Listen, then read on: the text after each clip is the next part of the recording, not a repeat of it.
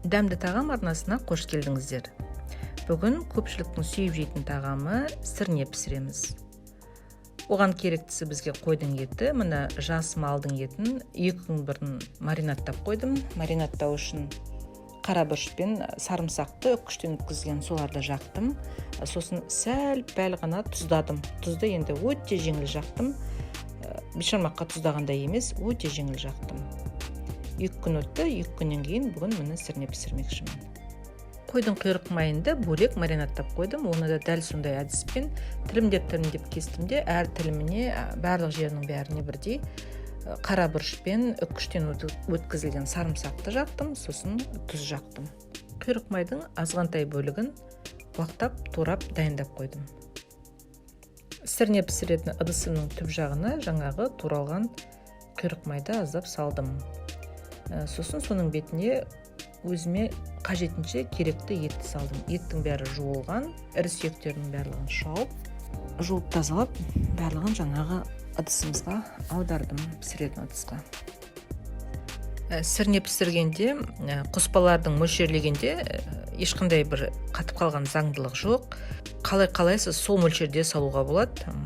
Етін де, жаңағы басқа қоспаларында өзіңіз қалай-қалайсыз, қалай сүйесіз, солай сала беруге, мөлшерлеуге болады. Тек қана жейтін адамның санына қарай мөлшерлеп, я болмаса ыдысыңыздың көлеміне қарай мөлшерлейсіз. Менің пісіретін сірнемнің бір ерекшелігі, мен етін алдын ала маринаттаймын, сондықтан ол дәмдірек болады. Әдеттегі сірнеден біраз дәмдірек болып шығады. Келесі қосатын қоспамыз ол пияз. Пиязды мына турадым да еттің бетіне жайдым. Бұл жерде мен 7 ірі пияз турадым. Соны еттің бетіне толығымен жауып тұратындай қылып салдым. Ендігі салатынымыз картоп. Картопты мына ашып, жуып, тазалап, қажет десеңіз ірілеу қылып турайсыз, турамай салуға да болады. Пияздың бетіне енді осы картопты саламыз. Сосын картопты міндетті түрде тұздаймыз, бұрыштаймыз, туралған сарымсақ саламыз. Картоптың бетіне жаңағы туралған құйрық майдан мен кішкене салып жібердім.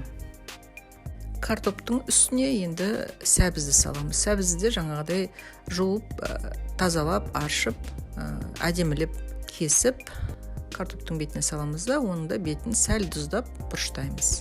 Енді тамағымыздың астына отын жаға берсек болады.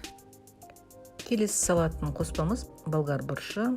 Оны да жаңағыдай жуып, тазалап, ішіндегі дәндерін алып, өзімізге ұнайтын пішінде әрлеу қылып тураймыз да, барлығын жаңағы сәбіздің бетіне саламыз ыдысымызға.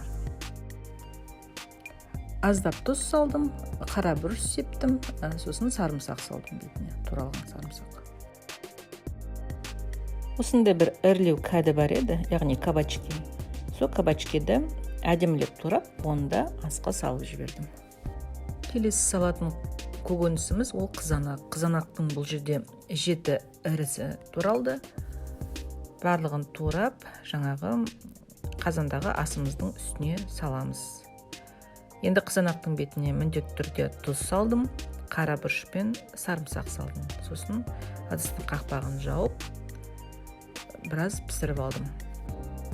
Әрі қазанымда толып кетті, өзіңіз байқаған боларсыз. Енді мына көкөністер пісе келе кішкене көлемін жоғалтады, отырады деген оймен 40 қабатта жайрақ салам ба дедім. Әрі 40 қабат биылғы өнім, жаңа көктемде пісіп шыққан жаңа өнім, сондықтан ол тез пісетін болғасын, оны тамақ пісерге 40 минут қалғанда ғана салдым. Бір орташа 40 қабатты түгел турадым. 2-ге бөліп салдым да, бір салып алғаннан кейін жаңағы арасына тұз, қара бұрыш, сарымсақ, сосын құйрық май жібердім. Сосын 2-ші мәрте салғаннан кейін жаңағының бәрін қайталадым, жаңа қоспаларын. Тұз, қара бұрыш, сарымсақ, сосын құйрық май.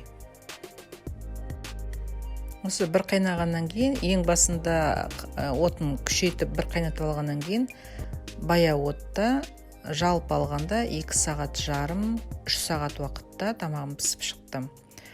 Негізі енді ол 5-6 сағатта пісіріп жатады, бірақ менің алған малымның өзі өте жас мал болды, сондықтан оған ондай ұзақ уақыттың қажеті жоқ еді.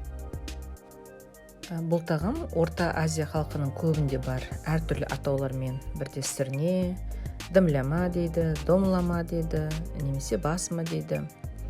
Енді пістірілу әдісі жалпы бірдейге жақын, шамамен сол жай отта бұқтырылатын ет көкөністермен. Қазанда пістірілсе әдейіне тіпті жақсы, бірақ енді корпус үйде тұратын адамдардың ондай қазан, ошақ дегендер көп бола бермейді. Ол үшін арнайы біз табиғатқа шығып кетуіміз керекпіз. Сондықтан корпус үй жағдайында осындай газге де пісіре беруге болады мұндай дәмді тағамды. Мінекей үй жағдайында дайындалған сірнеміз өте әдемі болып пісіп шықты, хош иісті, дәруменге өте бай. Өзіміздің жас мал, қойдың еті, тұнып тұрған дәрумен, қалғанның барлығы көкөніс. Арнайы әдемілеп пісірген тағамымыз дайын болды. Осы әдіспен пісіріп көріңіздер. Қонақтарыңыздың да, өзіңіздің де көңіліңізден шығары сөзсіз, міндетті түрде пісіріп қараңыз бұл әдіспен. Мақтаудың астында қалатыныңызға кепілдік бере аламын. Видео рецепт ұнап жатса, пайдаңызға жарап жатса, өте қуаныштымын. Ұнаса лайк баса кетіңіз, ол менің еңбегімнің бағасы. Менің видеоларымды көріп жүрген адамдардың 90%-ға жуығы арнаға тіркелмеген екен. Арнаға тіркеліңіздер. Өзіңізге пайдалы, асханаңызда көмекші болатын видеолардан, қолжетімді өнімдерден дәмді ас пісірудің құпияларын біле жүретін боласыздар. Арнадағы ұнаған видеолармен бөлісе отырыңыздар. Интернет желілерінде қазақ тілді ақпараттардың кеңінен таралуына атсалысыңыздар. Бір-бірімізді қолдап жүрейік.